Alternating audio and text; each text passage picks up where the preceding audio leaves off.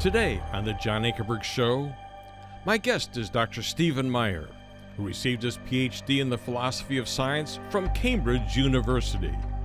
He will refute 6 false, popularly held scientific ideas. First, the new atheist belief that religion has always been in conflict with science. Second, that the beginning of the universe out of nothing does not point to God. Third, that quantum cosmology has a better explanation for what happened.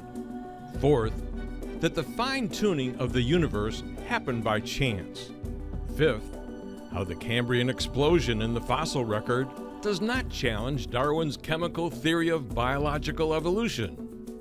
Sixth, how in the nucleus of each cell in our human body is a DNA molecule, which contains a storehouse of 3 billion characters of precise information in digital code. This code instructs the cell how to build complex-shaped molecules called proteins that do all the work so that the cell can stay alive. They say that this complex information came about strictly by chance. And finally, why today's scientific evidence does not point to a materialistic scientific beginning, or the work of a pantheistic deity, or a deistic deity, but rather to a theistic deity. To hear why, we invite you to join us for this special edition of the John Ankerberg Show. Welcome to our program. Boy, do we have a great one for you today. You tuned in the right day, all right? I'm John Ankerberg, and my guest is the philosopher of science, Dr. Stephen Meyer, who received his PhD from Cambridge University in England, and he has written The Return of the God Hypothesis. 3 scientific discoveries that reveal the mind behind the universe. This is a fantastic book.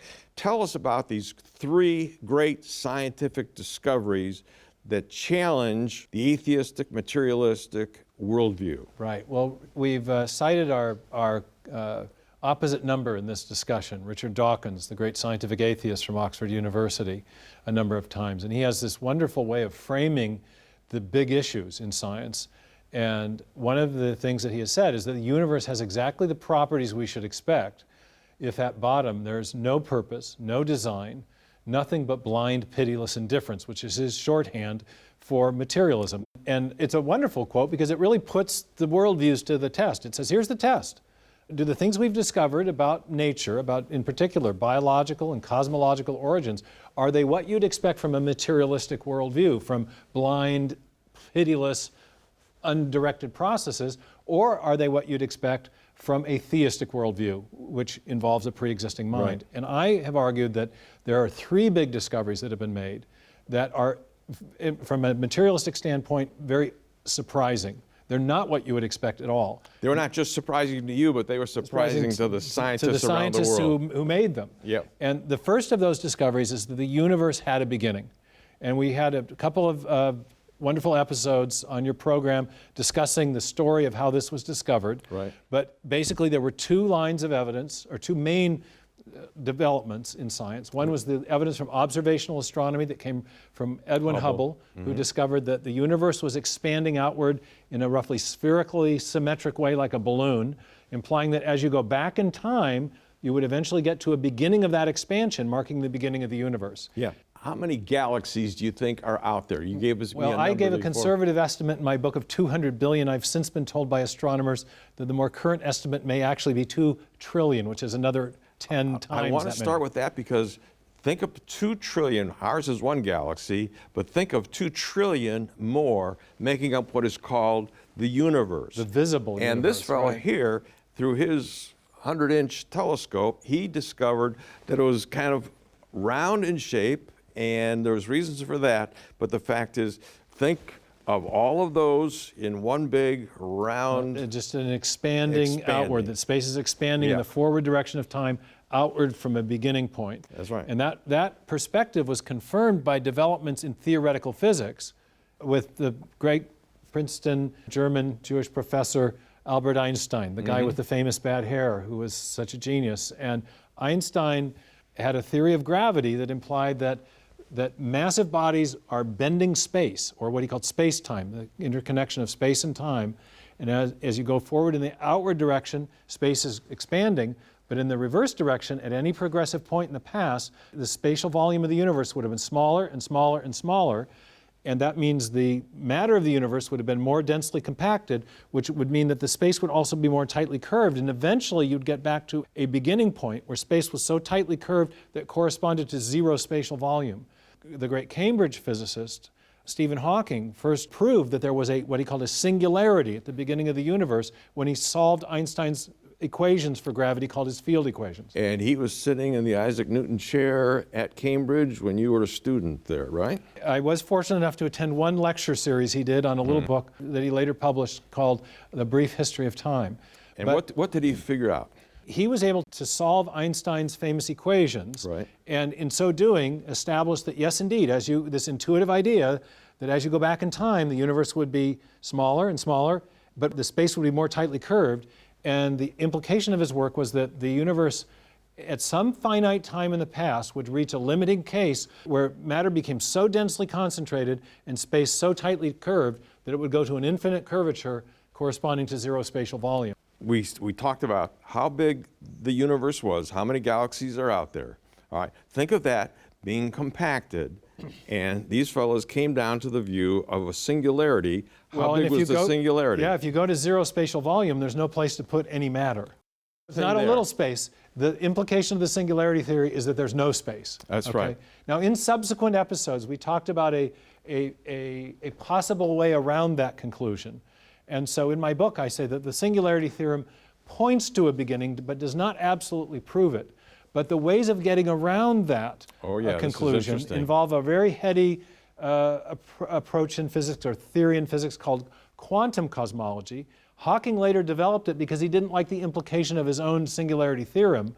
But what I showed in the book, and we won't go into it again, people could go back to episode 3, I think it was, is that when even this quantum cosmological model, which was designed to try to circumvent the conclusion of the beginning, invoked a pre-existing mathematical reality out of which the material universe would have come. But we know from experience that math always exists in a mind. So even the attempt to get around the idea of a beginning took us back to mathematical equations that must have existed in a mind. Yeah, so math has no causal power to create matter and energy. And so even the attempt to exploit this little possible loophole in the singularity proof, and it was inside a spatial volume of 10 to the minus 33rd of a centimeter is what they were talking about. Inside that volume, gravity might have worked differently, so we can't be sure we can extrapolate all the way back to a beginning. But even if you invoke that, inadvertently, you end up proving the very thing you were trying to refute, because you come back to a mathematical reality, not a material one, and math only exists in a mind. And one of the great physicists who developed quantum cosmology saw this, and he said, are we therefore actually implying that before there was a material universe, that a mind predated the material universe? And I think that is what was implied. And this leads to the second big discovery that has been made. The physicists have discovered that our actual universe evidences what's called fine-tuning, that the fundamental parameters of our universe, the strength of the basic forces like gravity and electromagnetism, are so or fine-tuned. the speed of light, or the rate of the expansion of the universe, or the force that produces that expansion, or the masses of the elementary particles, that all these fundamental parameters are finely tuned. That is to say, they fall within very narrow tolerances or very narrow ranges which allow life to exist in the universe. And in some cases, those parameters falling within those narrow ranges are necessary just to allow basic chemistry to get something beyond hydrogen. This is an illustration we talked about from Sir John Polkinghorne, the great Cambridge physicist, who became later in his life an Anglican priest after a religious conversion. And Polkinghorne used to illustrate the fine-tuning by asking you to imagine that you had docked at the space station that included the universe-creating machine for the whole universe. And you went in, and there was the console with the dial for the gravitational force constant, and another one with a dial for the strength of electromagnetism, and another slider that determined the speed of light, and on and on. And because you're a physics geek and you work with your pencil and your slide rule, you quickly calculate that if any of these parameters were shifted by one click this way or that way, then life in the universe and maybe even basic chemistry would be impossible. And not only that, but it would throw every one of the other dials off. Well, possibly, work. or just all of them needed to be just right simultaneously. That's was the main right. idea. And so Polkinghorne used to ask his audiences when he lectured on this, well, what do you make of that? And I mentioned in a previous interview with you that I had a chance to interview him, and I asked him that question, and he said with his high Oxbridge accent, well, I don't say that the atheists are stupid. I just say that theism provides a more satisfying explanation. Right. And again, we found that the physicists who encountered this evidence said, as Paul Davies, a great British physicist, said, the impression of design is overwhelming, or as Fred Hoyle put it, a common sense interpretation of the fine-tuning evidence suggests that a super intellect has monkeyed with physics and chemistry to make life possible. And so the fine-tuning evidence is the second big discovery. The universe had a beginning, and that suggests the need for a transcendent cause beyond the universe to bring it into existence. The fine-tuning evidence suggests a transcendent cause because this affects the whole of the universe, but also a transcendent intelligent cause necessary to set those parameters up so that we live in the Goldilocks universe that physicists are talking about. Transcendent simply means it had to be outside of the universe, because at first, if he brought it into existence, there was nothing. And so he had to be outside of time, space, matter, and so on. That's why we call it transcendent, and he brought it into existence. Well, right. Let's go back to that singularity theorem, or just the basic Big Bang idea. If there's a beginning to the universe, and by the universe we mean matter, energy, space, and time, then whatever caused the universe to come into existence can't be matter, space, time, or energy. It must be something that is not material or energetic in the physical sense, and it can't reside within space and time, because those are the things that first come into existence with the beginning of the universe. Right. And so that suggests an entity which, in the philosophical terminology, transcends matter, space, time, and energy, and also has the capability of initiating a great change of state from nothing physical to everything physical that we see. And that suggests a volitional act, something like our concept of God.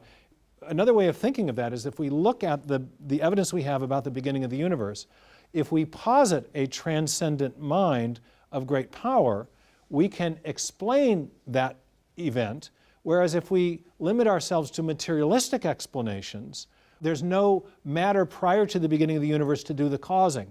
And so of those two possible explanations, a transcendent God provides a better explanation, a more causally adequate explanation than positing pre-existing matter or energy, because it's matter and energy that come into existence, and before that we're not permitted to posit matter and energy as a cause, because they only first come into existence at the beginning. Perfect. First thing is, we have the origin of the universe. Second thing, we got fine-tuning of the universe. Third thing is, in the human body, we found DNA, and we looked in DNA, and we all of a sudden realized it's loaded with information. Yeah, and where did that information come from? Right, and not just the human body, but every cell of every living organism. So if we look at a profound mystery confronting biologists today, which is the origin of the first life, and nearly all scientists, including evolutionary biologists, acknowledge that we have no materialistic evolutionary explanation for the origin of the first cell. How do you get from chemicals in a prebiotic soup to the first cell? And one of the reasons that that's such a problem to explain is that living cells contain, they're not simple, they contain digital information as part of a complex information storage, transmission, and processing system. And in our experience, we know that information always arises from an intelligent source. That's part of our uniform and repeated experience, the basis of all scientific reasoning. So Bill Gates has said, as we've quoted before, that DNA is like a software program, but much more complex than any we've ever created. That remark is highly suggestive, because we know that software comes from programmers, and we know that all forms of information, especially information in a digital or alphabetic form, comes from an intelligent source. So that discovery suggests intelligent design at the beginning of life, and I've argued in my new book that when we take these three discoveries jointly, or take them together, the universe had a beginning, the universe has been finely tuned from the beginning, and since the beginning we've had big infusions of digital information into our biosphere, that only one of the major worldviews can explain those three great discoveries about biological and cosmological origins, and that's classic theism. Thousands of Christians take cruises for their vacations. So why not take a cruise with John and Darlene Ankerberg? Enjoy a prophecy and end times event conference on the water. And when you set sail with them, you'll experience exciting ports and activities, along with uplifting times of worship, Bible teaching, and fellowship. It's more than just a vacation. It's a time to be inspired, refreshed through the study of God's Word, and reconnect with loved ones and friends. So call or go online for more details. All right, let's take those worldviews. We've got pantheism, we got deism, we got panspermia, and we got theism. The fact is, let's take the atheistic, materialistic view. Yeah, none of these three big discoveries were expected on a materialistic worldview. Carl Sagan, in his famous Cosmos series, famously said the universe is all there is, all there ever was, all there ever will be. The materialistic view of reality was that matter and energy are eternal and self-existent. The physical universe has always been here. But what's been discovered in modern cosmology is the opposite, that the material universe of matter, space, time, and energy had a beginning a finite time ago, before which we cannot posit a material explanation, because it was matter and energy that began at the beginning. So logically speaking, it makes no sense to posit a prior material state if matter and energy actually began a finite time ago. Right. But materialism also doesn't expect the fine-tuning, because that implies a mind that transcends the whole of physical reality, that's able to structure the physical parameters of the universe from the very beginning. Right. And yet materialism denies a pre-existing mind. And thirdly, materialism, as we've seen in previous episodes, an undirected materialistic evolutionary process has failed to explain the origin of the information that arises long after the beginning in the history of life, both at the point of the origin of the first cell, but then later in these big explosions of new forms, such as the Cambrian explosion. People can go back and watch those episodes to get more of the argument there. But materialism didn't expect the universe to have a beginning. It doesn't expect the fine-tuning of the universe, and it doesn't expect to find an intricate information storage, transmission, and processing system. Well, in essence, we've knocked off the atheistic, materialistic worldview, and we got four left. I think they are pantheism, we've got deism, we got what is called panspermia, which is alien interference, and then the last one is theism. Let's take pantheism. Well, pantheism is the worldview that's common in many Eastern religions, and it holds that there is a God, but God does not have a mind or conscious awareness. And moreover, God is, in essence, the philosophical word is coextensive with matter. God is in the matter, and the matter is part of God. Yeah, everything is God and God is everything. Exactly. But pantheism has a problem, therefore, the same problem that materialism has in explaining the origin of the material universe. Because if the pantheistic God is part of matter, but matter begins a finite time ago, then before the universe comes into existence, God didn't exist. There's no God there to do the causing, just as in materialism, there's no matter there to do the causing. Yeah. Moreover, since the pantheistic God is not a creator, it's not a God with a mind or intentions or intellect, the pantheistic God doesn't have the attributes to explain the fine-tuning of the universe or the evidence of design that we see in biology, in particular the digital code.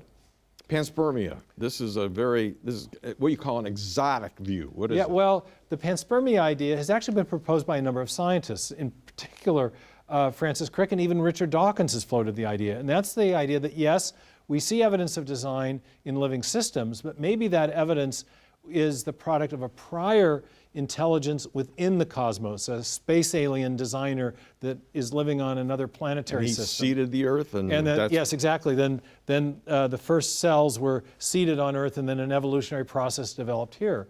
The panspermia idea does not explain the whole range of these evidences that we've been looking at, neither the evidence of design in biology or the evidence of design in physics. And certainly the space alien doesn't explain where the origin of the universe itself came from, because the space alien is in the universe and develops after that origin event. Got two left, deism and theism.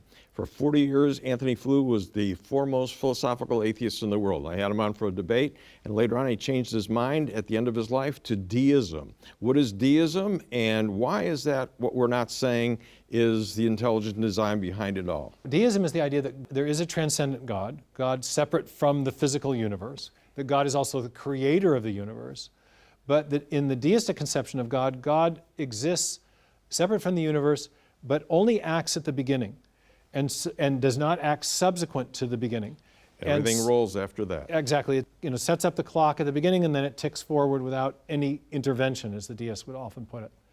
The deistic view does a good job of explaining the origin of the universe, because the origin of the universe requires as a condition of its explanation an entity that resides separate from it, that's able to act causally to bring it into existence. And the deistic creator has that causal profile.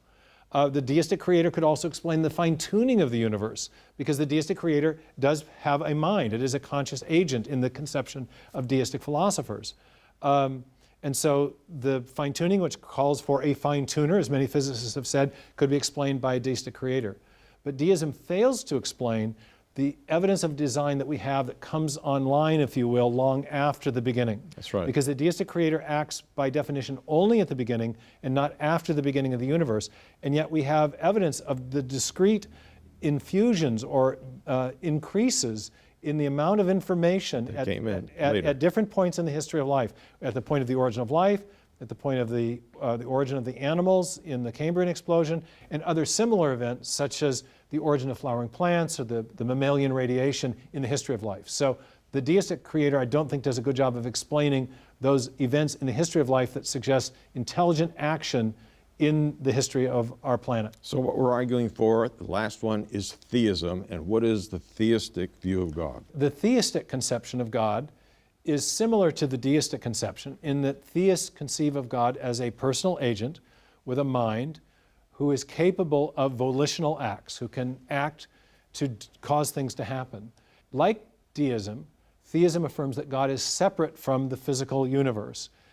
But unlike deism, theism affirms that God can act within the created order, that God acts to sustain the orderly concourse of nature that we describe with the laws of nature, but that God also acts as an agent within that matrix of natural law in special ways that are discernible within the context of the laws of nature that he otherwise sustains and upholds. So theism thinks of God as having three powers: the ability to create the universe in the first place, the ability to sustain the orderly concourse of nature, and the ability to act discretely at points of time along the timeline. Now, what we see with these three big discoveries about biological and cosmological origins is evidence of all three of those types of powers. We see evidence of a creation event at the beginning of the universe with what we now call the Big Bang.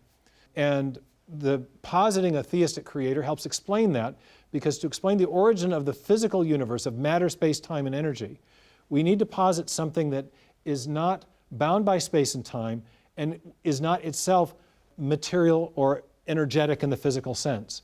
The concept of God, as traditionally held by Jews and Christians and other traditional theists, is precisely an agent which is separate from the creation, that is spirit, but that has volitional capability, causal powers to bring things into existence or to cause things to happen. In addition, the God of theism is a God that has conscious awareness, that is intelligent, that is supremely wise. And therefore, the evidence we see of intelligence or wisdom in the fine-tuning of the universe to bring about life long after the fact also is explained well by a theistic conception of God. God is transcendent, but God also has a mind. And so we see evidence of both the need for a transcendent cause in the beginning of the universe, but also the need for an intelligent agent. Right. But finally, the theistic view, unlike the deistic view, affirms an agent who is also active in the creation long after the fact. And we see with the evidence of design in biology, evidence of such activity. Way down the timeline, after the beginning, at the beginning of at the point of the origin of life and the origin of subsequent forms of life. So when you look at those three big discoveries about biological and cosmological origins, what's required to explain all three together is a transcendent, intelligent agent who is also active in the creation. And that's exactly what theism affirms, whereas deism affirms two, but not all three of those powers. Pantheism and materialism affirm none of them, and the space alien idea only explains one, the idea of an agent that acts after the beginning.